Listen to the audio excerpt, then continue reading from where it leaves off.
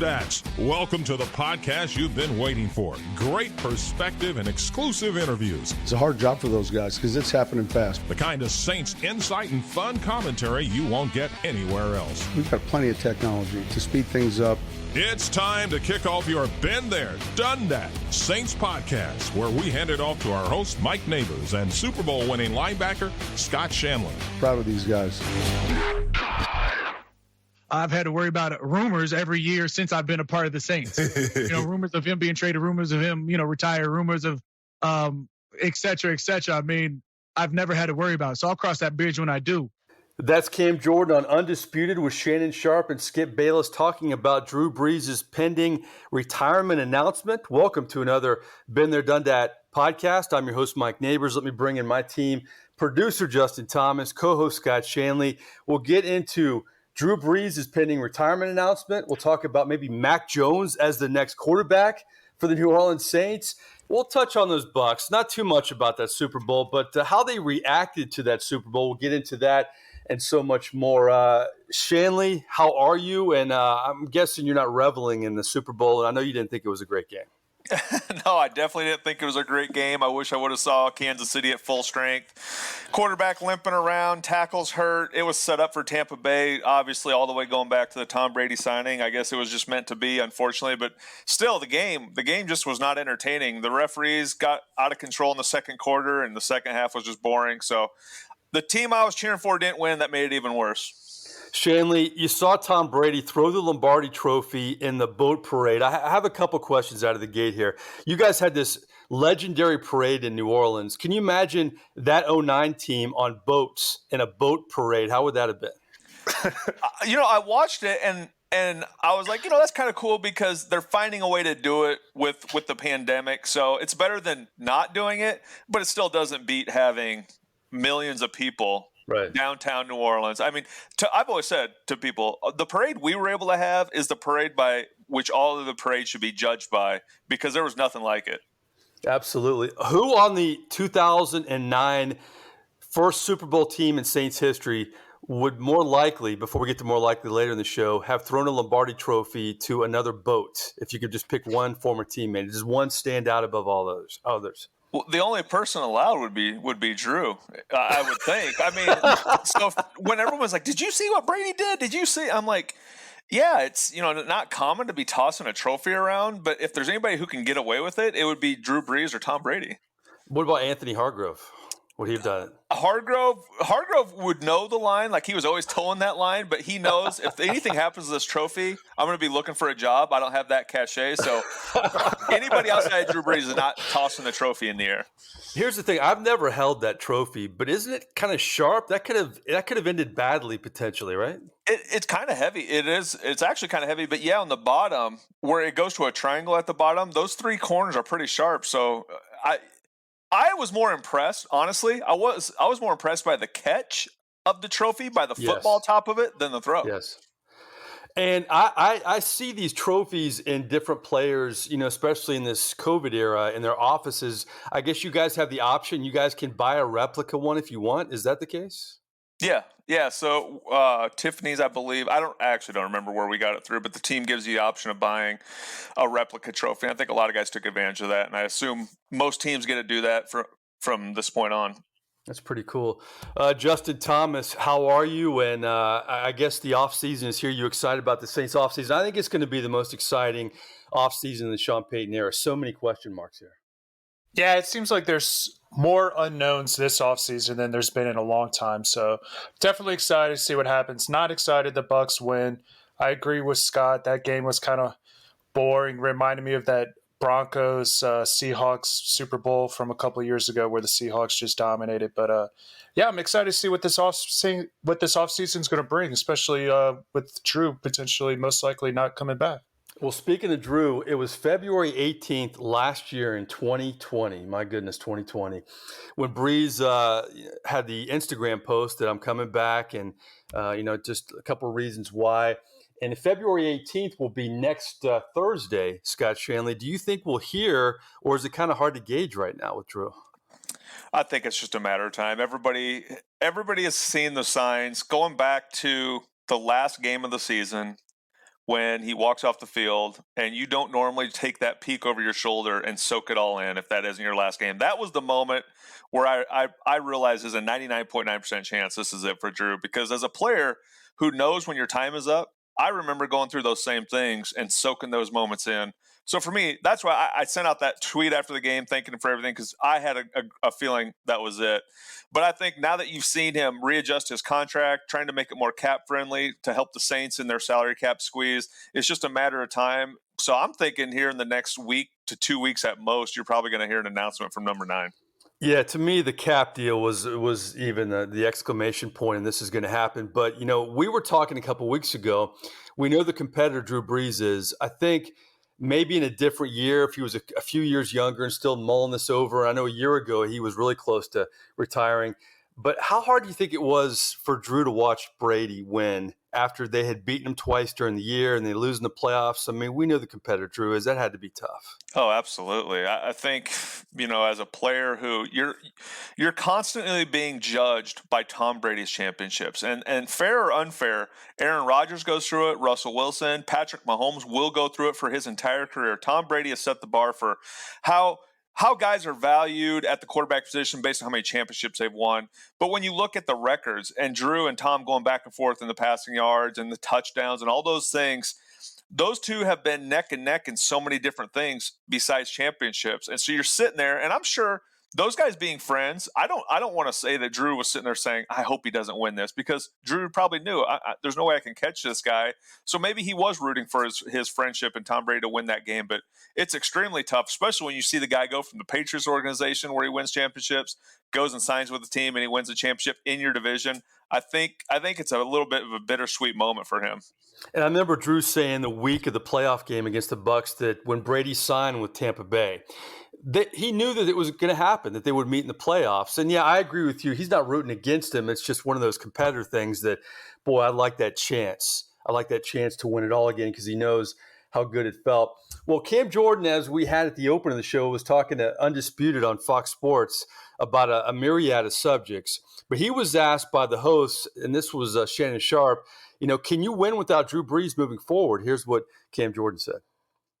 I believe that we've shown as a team, we've won with Drew Brees, of course, and gone far with Drew Brees, as well as in regular season. You've seen Teddy Bridgewater take him where we went 5-0, Taysom take him when we went 3-1 with them at quarterback. So I believe that we have a winning organization, a winning locker room, a winning team that can propel us well into the playoff situation. But we are looking for a Super Bowl, and I do believe that if the organization ordains Jameis to be a starter, we'll be just fine with that.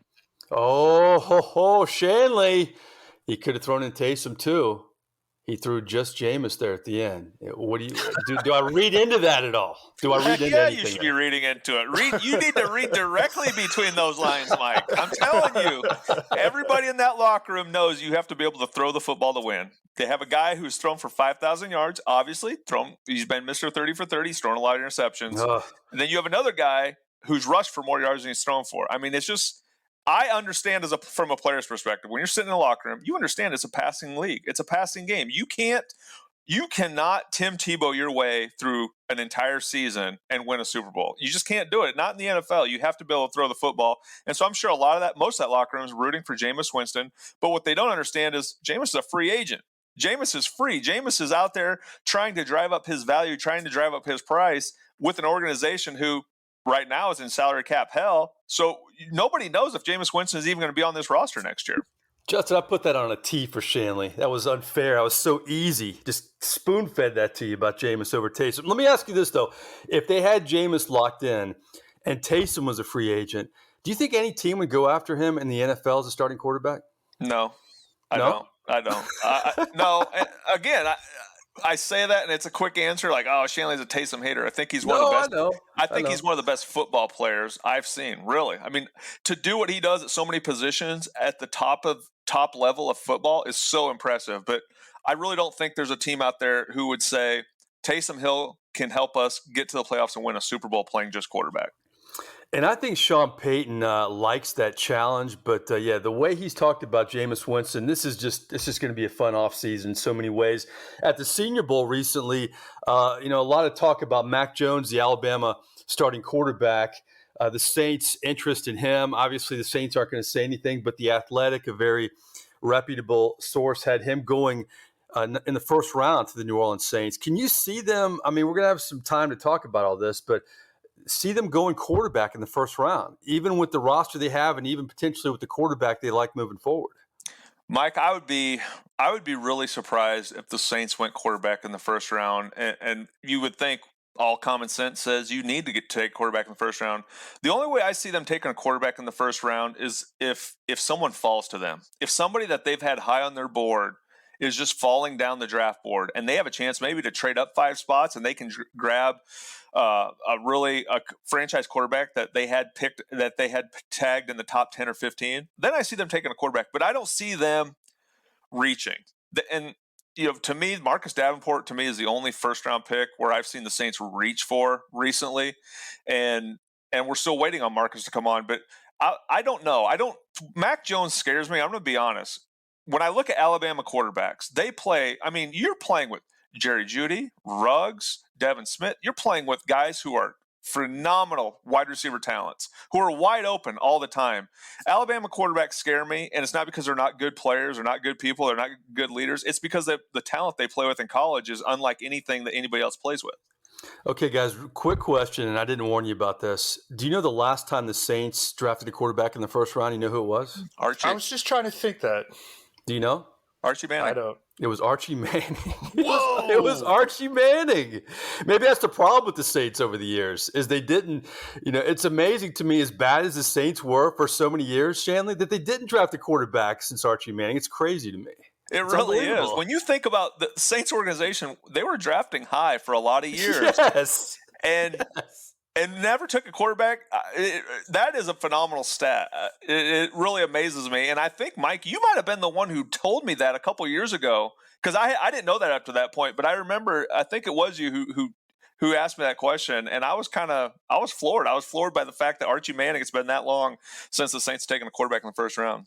A lot of Billy Joes, a lot of Billy Bobs in between, man. A lot of long years. It's crazy that, I mean, especially as you said, as high as they picked.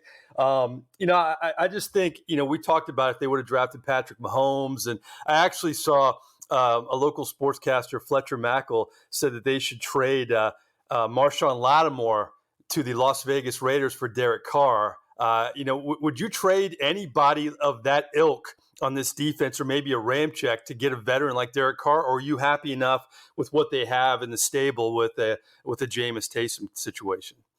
No, I think you're always looking to improve at every position. And certainly quarterback is no different, especially when you don't have Jameis under contract. Maybe the Patriots come and give Jameis $25 million a year. And you're sitting there as the Saints, I'm thinking, wow, where did that come from? I think you have to turn over every stone when it comes to quarterback play in the NFL. If there's a guy out there available via trade and you have somebody that you can give up and maybe some picks, I think you always look at that position, because if you don't have that position, doesn't matter what else you have on your team. So for me, I think Marshawn Lattimore and Ramczyk and those guys, I think these are cornerstone guys and untouchable guys. Now, I say that, but with this caveat: if Marshawn Lattimore wants $20 million or $25 million a year and you can't do it, then maybe you throw him as a trade piece to get a franchise quarterback. Mm-hmm. I agree. And we talked last week about Sean Payton's, talking profusely about Jameis Winston. That got me thinking after we did the podcast, he must know that we're going to keep him. We know we can make this work. It's almost as if last year, he told Taysom Hill, listen, when they're doing the contract, and he said this, that if we sign you, if something happens to Drew, like Teddy last year, you're the guy. And he delivered. I just think the way Peyton talked about Jameis after the Super Bowl and his media tour, he knows that they got him if they want to keep him. I just had that feeling with Jameis. He either is portraying that feeling, or he's driving up Jameis's price right before our very eyes. I don't know. One of the two, and I hope it's not the latter. My one thing about Jameis is you can't overpay for Jameis. If Jameis goes to free agency and somebody offers him a 4 or 5 year deal, and now you get into a bidding war because you don't have any other options, or you don't believe Taysom is your guy who can do it without Jameis being there. Jameis being in a 4 or 5 year deal scares me. And you don't want to sign him to that long of a deal. He comes and plays for 1 year, and he's still Mr. 30 for 30, and that's just who Jameis is. And now you're set back as a franchise. So a 2 or 3 year deal and having him be the starting quarterback, I think would be ideal for the Saints. I just think Peyton's smarter than that. Maybe he kind of has the pulse of the league. Maybe he called Belichick, and Belichick's like, don't want Jameis. Don't want to touch it. Maybe he knows in Indianapolis that Reich is a Carson Wentz guy. Maybe he just kind of has a feel the market. We'll see what happens there. I want to bring this up about quarterbacks, though. I mean, Russell Wilson talking about being unhappy in Seattle. We know Deshaun Watson. All of this quarterback unhappiness, it makes you appreciate the Drew Breeses of the world to me. Because Brees, he even admitted, after the 7-9 seasons, he thought about retirement. But to me, that just kind of adds to Drew Brees' legend in terms of we may never see a quarterback like that. Even Aaron Rodgers has kind of said things, but we never, as bad as it got for Brees in New Orleans, Shanle, you never heard anything outwardly from number 9. You didn't. No, and I always point to the years after 2013 when the Saints had the 2014, 2015, 2016. They were 500, and all the Ian Rappaport splash reports of Sean Payton's being traded to the Colts. He's being traded to the Eagles. They need to get rid of Drew Brees. Like, those years were the most trying. And you saw everything turn around once you had a great draft class in 2017. But yeah, I think it's another thing that adds to Drew's legacy. When I talked about the Hall of Fame needs a separate wing for him and Brady and guys like that, it's just when you talk about a guy who came after Katrina, uplifted a city and a state and a region, and then on top of it, never had all those moments where he knew his career was coming to an end. When the Saints were 500 in 2014, 2015, 2016, it would have been easy for Drew to say, you know what, I want to go somewhere else. I want to go to Denver with that defense after Peyton Manning left. I want to go there and win a Super Bowl. And he never did that. I think it's huge credit to him. And I thought our buddy Larry Holder with The Athletic wrote an interesting column about, why isn't Drew Brees' one title enough? And he brought up some good points. I'm kind of mixed with the column because I agree that what Drew Brees did for New Orleans, he's bigger than a football player. I mean, he's larger than life. Obviously, the best player in franchise history, huge for the community, and did something the franchise has never had before. But I think even if you ask Drew away from the camera, part of it is, man, we should have had more than one. But having the one will forever make him a legend. But it's kind of I had mixed emotions about that column, Shanle. And I know Larry Holder, you write columns to create discussions like we have on podcasts. But how did you feel about that whole thought process with Brees?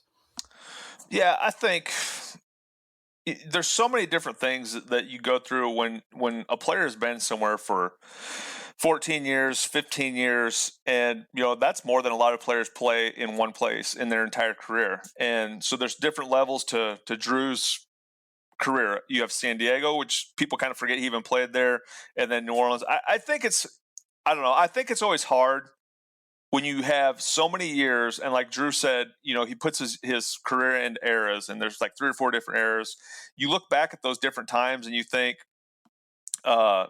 different accomplishments, different achievements, different failures, different low points.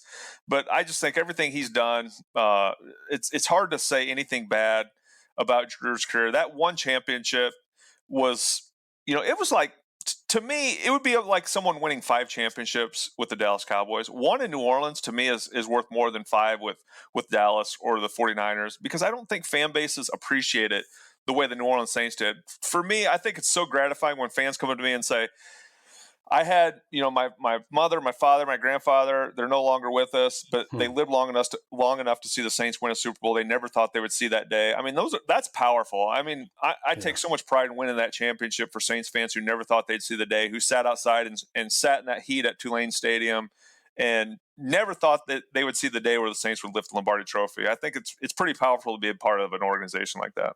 Yeah, speaking of Dallas, one of the best lines I heard last week was they ought to make the Super Bowl permanently in Dallas, so that would ensure a home team would never play in the Super Bowl. Ba-boom! But when you talk about Brady and Brees, this is the one thing that really stands out about those two guys to me. Is I think Elway and Marino, and you could go through a lot of Aaron Rodgers are better athletes, but the one common ground with Drew Brees and Tom Brady is they make everybody better. Everybody better. And on both sides of the ball, as you know, Shanle. And look at the receivers that Tom Brady had for years. Take Randy Moss out. And even Drew Brees, his first Colston should have been a Pro Bowler, but he wasn't. Should have been. But his first Pro Bowl wide receiver is Michael Thomas. He elevated a lot of careers, and he elevated the team. And that's something special that I think Brady and Brees both have. It's so rare, and I haven't seen anything like it from any other players really in NFL history. No, and last year, Justin, this is my chance to take a shot at Mike. I do it every once in a while on the podcast, once a week now. That's fine. That's fine. Remember when we had the debate whether Emmanuel Sanders or Tom Brady was the bigger offseason signing? I gotta say, 2020 was bad. It was really bad for me prediction-wise. Because I'm glad you brought that up, because I'm surprised Justin didn't record it and bring it back to life. I need to start getting on the phone and talking to Justin and sabotaging a little bit more on the podcast. You had your pre-show meeting before we have ours. Yeah. But I know what Tom did. It just shows you what that quarterback position can do. And my linebackers coach, Joe Vitt, always said this, and I still say it at every level of football. The quarterback position gives the team hope or despair. You either go out there knowing you can win a game with that guy under center, or you go out there thinking, man, we got to take away the ball 5 times. We got to play perfect on special teams because our quarterback is horrible. The Buccaneers didn't have that. They all had hope. They knew they could win every single game because of the quarterback they had. That's what Drew has meant to the organization. Every time number 9 was out on the field, you felt like you had a chance to win. It's extremely powerful. The one thing, that's the biggest thing right now, Mike, that I'm worried about with the Saints team is from a leadership standpoint, who steps up and takes that void? Because there's going to be a gigantic void without Drew Brees in that locker room and in that huddle. And some of the social media stuff I see from Kamara and Thomas, I know it's a different era. It's a different era of player. You guys didn't really have that when you played, and I don't want to judge him on that because I was wrong about Kamara this year too. One of many things I was wrong about. I didn't think he deserved the deal, and he's exceeded his deal. But yeah, it's just hard to gauge these young players and this young team because Brees has been the guy for so long. So, yeah, I'll say this about Brady before we get to more likely. And I've said this in previous podcasts, and I know Saints fans, you don't want to hear about Tom Brady, but I'll say this. Tom Brady, to me, it's like a example of our society. A lot of people don't like others to do well. Like Tom Brady, to me, wasn't born with a silver spoon in his mouth, wasn't a 5-star guy, was a 6th-round draft pick. I actually like Tom Brady better, seeing him the way he celebrated, seeing the human side of him, seeing him throw the Lombardi trophy. If any Saints if Brees would have done that, come on, Saints fans, you would have loved it. Let's just admit it would have been a fun thing to watch. But I want to, before we get to more likely, play a clip of how the Bucs, what I didn't like about their celebration. First, let me hear Bruce Arians in front of a wealth of different fans, children, and on local TV in Tampa. Here's what Bruce Arians said, just a clip. I can't thank the players, the families enough for all the support during this crazy-ass year that we had to put up with, all right? You beat COVID, and you beat every damn team we lined up against. All right? They're going to curse. And you did it the right way. Ooh, shit, again? Vita, I'm going to kick your ass. Where you? That was Vita Vea doing another Gatorade bath with Bruce Arians. I'm not a prude, folks, but there's kids, man. Come on. Here's Jason Light, the general manager of the Bucs, following up the opening act of Bruce Arians. The Glazer family, they've given us all the resources to keep all you guys together and to keep you next year. And we're going to fucking win this thing again, all right? All right. Listen, I'm not a prude, Shanle. Obviously, I like Tom Brady having a few. That was fun to watch. But come on, man. Know your audience. As much as I know Mickey Loomis and Sean Payton like to have fun, I could never see them doing that on stage like those guys. I couldn't. No, I think those guys were a little inebriated, living in the moment, forgetting that there are people watching this and celebrating this because outside of people living in Tampa Bay, they probably figured nobody else was watching this thing anyway. What are there, like 150 Bucs fans in the entire country? So it is what it is. Not anymore. Yeah, now you're going to have the bandwagon. You're going to have all the kids buying Tom Brady jerseys, and there'll be a lot more bandwagon fans. But that'll last for, a year or two, just like in 2002 when they won a trophy and then fell off the face of the earth. As soon as Tom leaves, it'll be the same old Bucs, just like we know. But Jason Light talking about the Glazers giving them all the resources. How about the Glazers give them better resources when they designed this second Super Bowl ring? Because their first Super Bowl ring was as trash as any of the rings in the 54. Just go back and look at the rings. Really? The Tampa Bay Buccaneers ring it's like the worst Super Bowl ring. You go back, Super Bowl I, the Green Bay Packers ring with one diamond in it was better than the Buccaneers ring. See, that's a perspective Shanle brings to the podcast. I never would have known that. Here, I will say this, though. Just like the 09 Saints, where you guys built the team, obviously you pick great free agents like yourself and Fajita. I mean, you built the defense and you get Brees, but then you draft well for many years. Even, you draft well late. The Bucs' first Super Bowl team was like that. I mean, they built the defense with draft picks like Warren Sapp and Derek Brooks and Lynch and Barber. They picked the right free agents like quarterback Brad Johnson.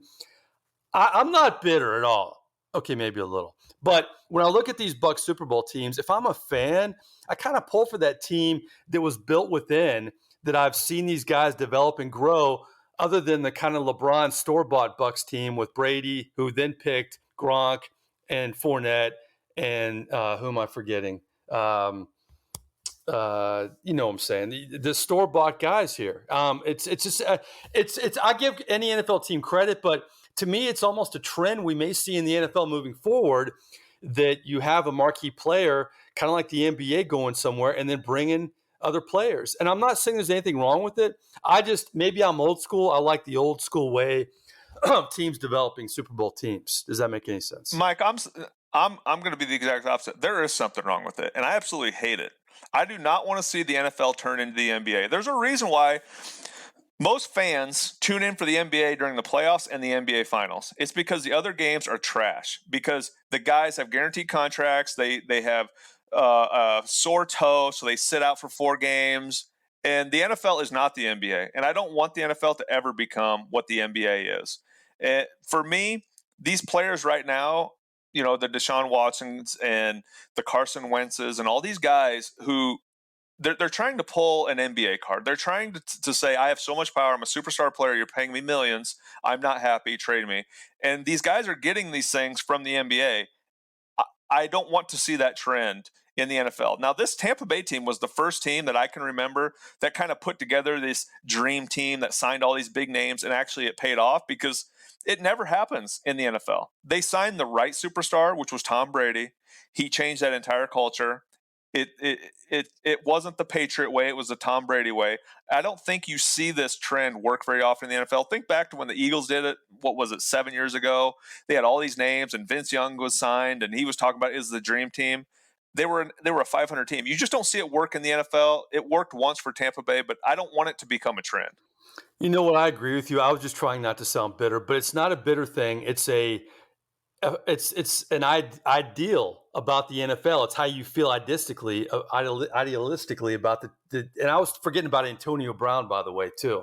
Antonio Brown was another one he picked up, Yeah, and Mike, think about, there'll be people who disagree with that take, saying, oh, you sound like the old guy, get off my yard, times are changing, these guys need to have power, these guys need to have say. No. Well, if you're a fan who feels that way, you need to keep the same energy when you show up to a game that you paid a lot of money for, and Deshaun Watson decides that he's tired and he wants to take that week off.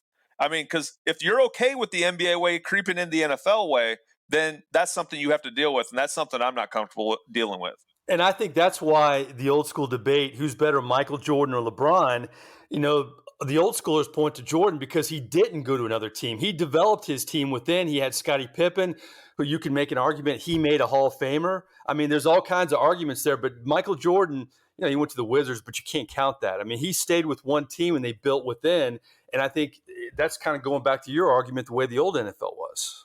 As soon as the words load management creep into the NFL, I'm done. I'm being serious. As soon as load management is allowed to be in the NFL, I'll go watch college football. I'll go watch rugby. I'll go watch lacrosse. I'll go watch something else, because load management has no place in professional sports and certainly has no place in the NFL. I mean, you could say the Saints did what the Bucs did, but it was to much lesser degree. I mean, you pick up, to me, parts that you needed that were complementary parts. I mean, they weren't main cogs like the players I just listed, the Gronks and the Leonard Fournettes and the Antonio Browns. I mean, to me, getting Quan Alexander and my preseason guy, Emmanuel Sanders, those were complementary things. I think that's okay. But yeah, the Bucs, what they did, I just watched Jason Light, and Jason Light's a very nice man when I've dealt with him, but I mean, he should have been fired. Most NFL teams would have fired him. He had a great relationship with Bruce Arians, brought him in, and he turned it around, and that's to his credit and to Jason Light's credit. He's admitted that he's lucky. But it's all timing in the NFL. And, we'll see if this trend moves forward, especially with a lot of these quarterbacks. I don't know what's going to happen, but I do know what time it is, Justin Thomas.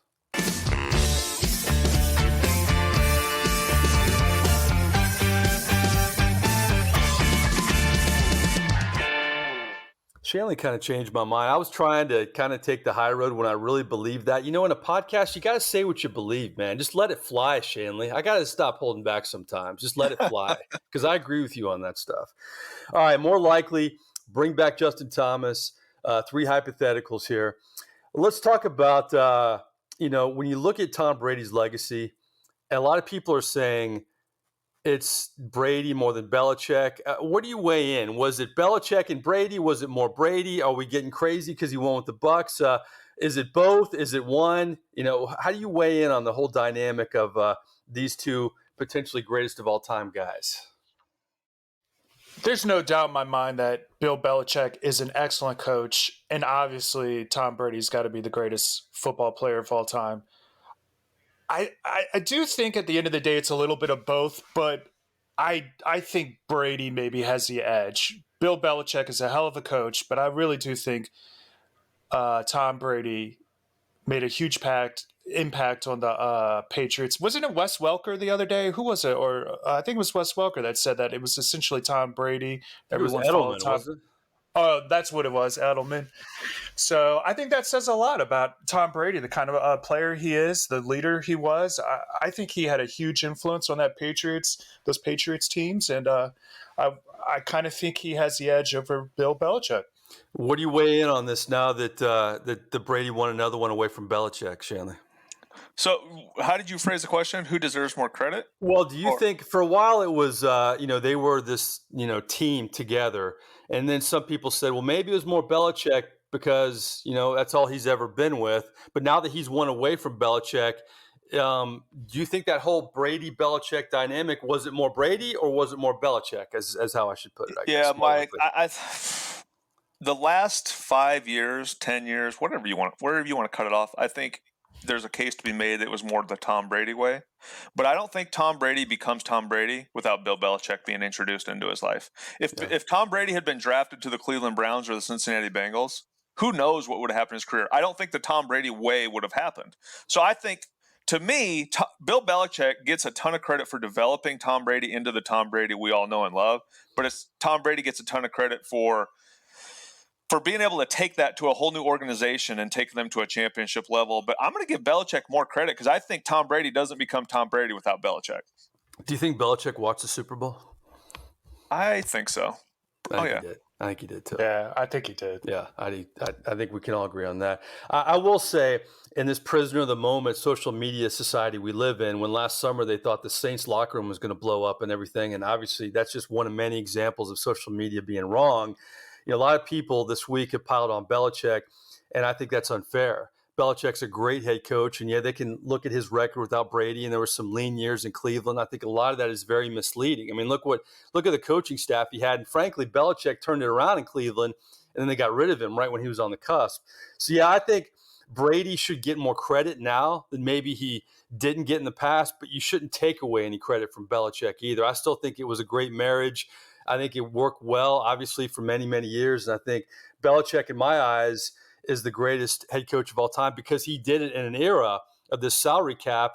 When we mentioned it before, Shanle, in this NBA world, in this Major League world where we kind of know who's going to win and be in the finals every year, the NFL, we kind of have an idea, but we get surprises every year. And I think that's what made Belichick special, is because not only is he a coach, but he's the GM over there too. Yeah, and he's there's no doubt he struggled with being a GM the past 4 or 5 years, and he used to get credit for getting rid of guys like Ty Law and Richard Seymour, all these guys, and he's a genius because he gets rid of guys 1 year too early. We haven't really seen that the past 4 or 5 years, and I think it's almost because Tom Brady became what he became that he masked a lot of those bad GM moves that Belichick started to make. But you have to give Belichick a ton of credit for turning the Patriots into what they were in early 2000s all the way through 2010, 2015, and then it became the Tom Brady way. But there's something about when you coach a great player like that, it affects the decisions you make in all other aspects of your team. and they stopped putting pieces around Tom Brady. And you saw once he went to Tampa Bay and he had pieces around him, he became the Tom Brady of 4 or 5 years ago. So it's always tough to be a coach and a GM when you have great players because you take them for granted and you don't continue to put great players around them. You look at other areas of your team. I think that's where Belichick has struggled the last few years. Yeah, and there's no doubt Tom Brady had fun shopping in Tampa Bay since he's been here. My goodness, he's went on a shopping spree, and it paid off for him. All right, our last thing about the Super Bowl, we're going to end on the Saints and more likely this stripping clown who ran around with a thong thought he was smarter than everybody else and thought he was going to get this prop bet. And, on surface, maybe it was a sound business move if you're so inclined. But apparently he didn't cash in on anything. And the bettors wised up and didn't pay him. But I want to ask you guys this. I'm really interested to get how much money would it take? And you're guaranteed the money. But the deal is you got to do what that clown did in Super Bowl 55. You got to do it, man. You got to jump out there. You got to run around. You got to wear the thong. But if you name your price, whoever it is will give it to you. How much money would it take, or would you never do it? More likely. Well, first I want to go back. Scott, I pulled up the Tampa Bay 2002 Super Bowl ring. You're pretty right. That awful, thing is isn't it? definitely the Glazers ugly. Definitely didn't give them all the resources when it came to the Super Bowl ring. God, it's horrible. But that's funny, man. I got to see that. Going back to your more likely question, Mike, and I do find it funny, by the way, that a lot of memes this past week were that the streaker was able to get in the end zone before the Chiefs ever did. Streaker, I should say, yes. Look. This is in front of like a live Super Bowl audience, right? You're saying how much money would it take? The biggest stage, yes. God, I think it's definitely got to be in the millions. I don't know. 1 million? Would you do it for 1 million? That's life-changing money. I probably would. I don't know. I probably would. How much I guess I should ask how much money would it take my wife to get over the fact that I streaked on live TV? You guys got to have that meeting beforehand. You got to work all these details out. I don't know, Mike. That's hard. It's easy to say I would do it for $1 million, and then when the moment came, I'd probably chick it out. But it would definitely have to be at least $1 million, if not more. We've done a lot of these podcasts, and we've done a lot of these more likelies. I have never anticipated an answer from Scott Shanle more than this one. Shanle, you made money in the NFL, but if you had the chance to make as much money as you wanted, and you just have to do what that streaker did, what would the price be, or would you do it? Well, my answer is going to be pretty disappointing because I would just assume that you would not get paid out. Are you guaranteed the payout? I'm saying this is our hypothetical, more likely world. Screw what this clown tried to do and failed to do. I'm going to pay you the money, but you have to do it. But I just want to know how much it's going to cost me for you to do it. Well, I think with the invention of social media, you no longer are viewed as a moron or as a dummy for doing these things. You're viewed as a hero and an icon for about 24 hours. So that drastically lessens the amount of money that it would take for me to do something like this. This guy, you have to search for his image. They're not going to show you on TV. Nobody knew who this guy was until they saw him on Twitter a few hours later. So I'm going to set the bar. I'd do it for $1 million. Would you really? Yeah. Well, that surprises me. I kind of thought this over. I thought I'd take the high road and say, you know what? I'm not going to do it for any amount of money. Totally. That's what I was saying. If it was $1 billion, whatever. Mike, I don't believe that. Because you know what? I want to move forward in my life, and I have a lot of life goals. And I thought, you know what? I'll have this money, but I'm one of those guys too that I never want to retire. Like I always want to do something. Like I'm getting my master's degree. I want to teach. And I'm not faulting anybody who has different life plans, but I could never teach. I could never do some of these things. It'd be like, yeah, you got $1 million, but you were that streaker guy, No, I disagree. That dies out so fast. Nobody will remember this guy 2 months from now. So if I apply for like a professorship or whatever, or be a college professor at a college, they'll just be like, change your name. They're they'll never be like, know. we really like your resume, but weren't you that streaker in Super Bowl 55? I'm sorry, that's just a bad image here. Here's where Mike is not thinking this through. Mike, if you would get paid out $1 billion, you don't need to go teach a course. But I want to teach a course. Okay, then get $1 billion and start your own school. Okay, that's it. Shanle, the voice of reason again. Shanle brought me home with the new NFL brats trying to be LeBron. I agree with him there. I know I'm wrong about Emmanuel Sanders, and my God, I was more wrong about a football team in my life than the Bucs. My God, the Bucs won the Super Bowl. I pick against them all year, especially after they were 7-5. You're right. I want $3 million.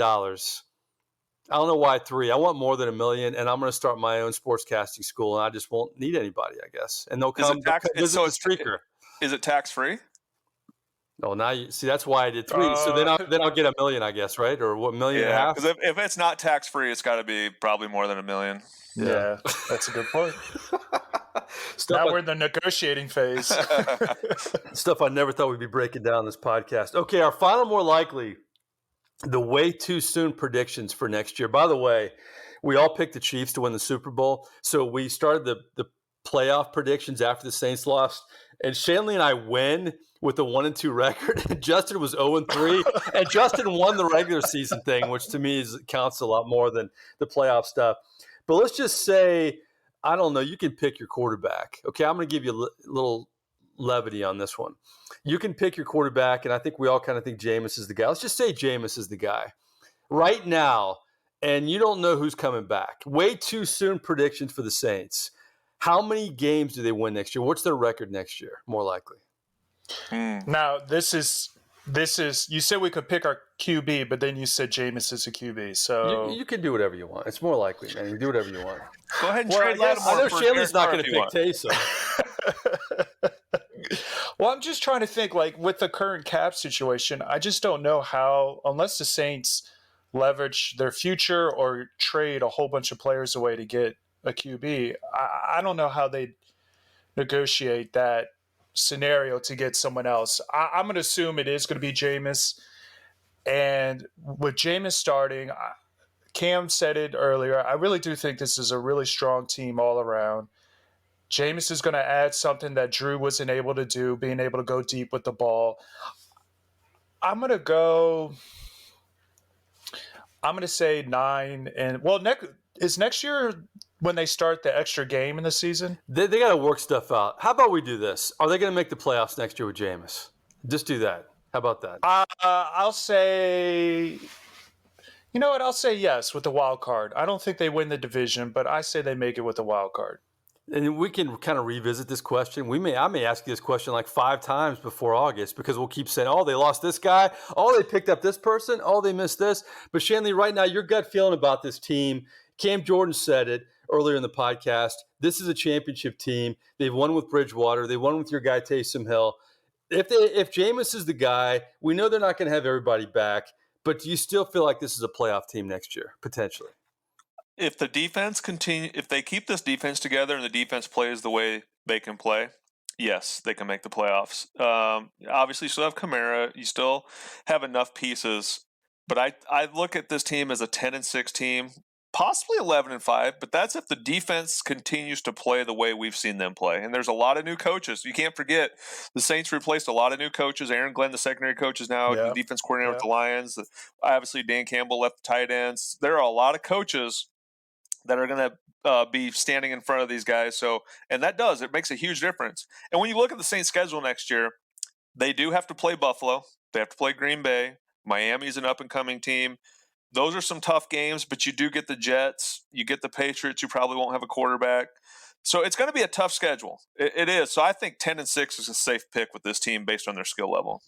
You know, Saints fans, if you have hung around this long in the podcast, I really appreciate it. I know we've talked too much Brady, probably Bucs, but we got to talk about hot topics and everything. We mostly are Saints. I want to end on this, though. Wouldn't it be beautiful? You hear all the Jason Light and Bruce Arians stuff. We're going to blank and win next year, whatever. If Jameis can finally channel the talent that Jameis Winston has, and we all love Drew Brees, but we know Brees' arm hasn't been the same the last couple of years. Shanle, if they can keep this defense intact, like you say, you know they have the weapons, the running game, the offensive line, the wide receivers. If Jameis can take that step, man, there's a lot of potential on this team too, moving forward. I mean, come on, let's face it. I mean, I know we're all kind of timid. I'm timid with Jameis, But there's always that optimism with Jameis too, Shanle, a little bit. Well, because we've seen him throw for 5,000 yards. We've seen he's got the arm strength. The thing I'm excited about is seeing the deep ball emerge back into the Saints offense. What I'm not excited about is seeing 4 or 5 turnover games. If you turn the ball over in the NFL, you can't win. It's just plain and simple. And if Jameis can cut down on those turnovers, but bring the explosiveness back to this offense, and the defense continues to play the way they've been playing, 12-4, 11-5 with the talent level on this team is not far-fetched. Well, that was an interesting 45 minutes. I think we covered the gamut. I'd like to end on a happy note there. So maybe there's some Saints optimism moving forward despite the cap hell they're in and Drew Brees' pending retirement and watching the Bucs win a Super Bowl. We want to end with some optimism in this podcast. Where are we on Twitter, Justin? At Dundad Podcast. So please follow us on Twitter. Give us feedback. We're on all the platforms. We're on iTunes, Podbean, Stitcher, Google, Spotify. Check us out. Give us feedback, please. Please subscribe. Some big announcements coming up down the road as we grow this podcast, but we appreciate you tuning in. We'll be talking about the Saints next week. For my producer, Justin Thomas, and my co-host, Scott Shanle, I'm merely Mike Nabors. We'll talk to you soon.